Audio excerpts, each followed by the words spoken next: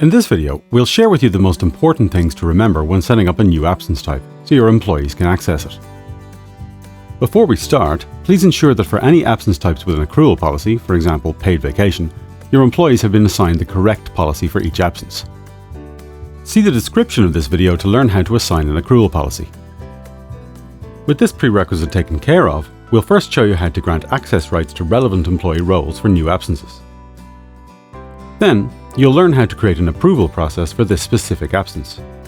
And finally, we'll show you how to grant calendar rights for all roles and choose which absence types show on employee dashboards. Chapter 1. Grant access rights to your employees. In order for your employees to view, request or update an absence type, you need to grant them access rights to the absence. To do so, go to Settings, People and Employee Roles. In this example, we'll check the basic access rights for your new absence for the role All Employees. If you want to grant different access rights to some roles, for example for supervisors or management, you must update each role individually. The View right will only enable viewing access for the respective absence types. It doesn't enable employees with this role to submit a leave request in the system. To do this, you have to set the access level Propose, Own. If you would like your employees to independently enter their absence in Personia without approval, you can assign Edit, Own. We would only recommend this for absences with no accrual policies, such as home office. Once you've saved your settings, you'll see the Set Approval option. Chapter 2. Create an approval workflow. If you want absence requests to be approved, each new absence type needs to have a corresponding approval workflow set up. If no approval workflow is set up for an absence with a proposal right, the access will convert to an edit right, meaning the absence will be automatically approved. To create your approval workflow, go to Settings, Workflows, Approvals. Select your new absence type from the available tabs and create a default approval step. You can create a hierarchy of up to 6 approval steps within any approval workflow. So for example, beginning with the supervisor, with then HR approving the absence. The steps will need to be approved by each level in the hierarchy before they are passed on to the next level. If you set up a substitute rule for each absence type, the request will be transferred to the approval workflow once the substitute confirms it. Chapter 3. Calendar rights. In the tab Calendars, employees can see other colleagues' absences as well as some events. In the absence timeline, they can see if their colleagues are out of office.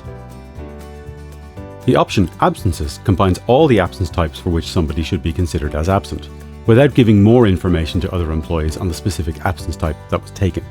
You can decide which absence types should be included in the Absences option in Settings, Work Hours and Absences, Calendars. There's also the Events calendar in which birthdays, start and end dates, public holidays or recruiting interviews are visible. To set what employees can see in those tabs, go to Settings, People, Employee Roles and Calendars. Calendar access rights relate to the calendar, not the absence tabs of individual employees. The access rights set here may override view rights that are set in the Access Rights tab. So the first 5 access rights are for the event calendar, from My Calendar to Recruiting. Use the drop-down menu to define to which calendars the employees of this role should have access. So for example, can all employees see birthdays for the entire company, global, or should they only see the birthdays for their own team, own team? The other access rights are for the absence timeline calendar. While granting access rights to absences, you allow employees to see if colleagues are absent and who the absence applies to. The absence days will appear in grey. So for example, you could decide that the All Employees role can see who is absent on a company-wide level, global, or just who is absent from their own office. So either way, you'll then have to grant access for each absence type in order to allow employees to see the reason why their colleagues are out of office.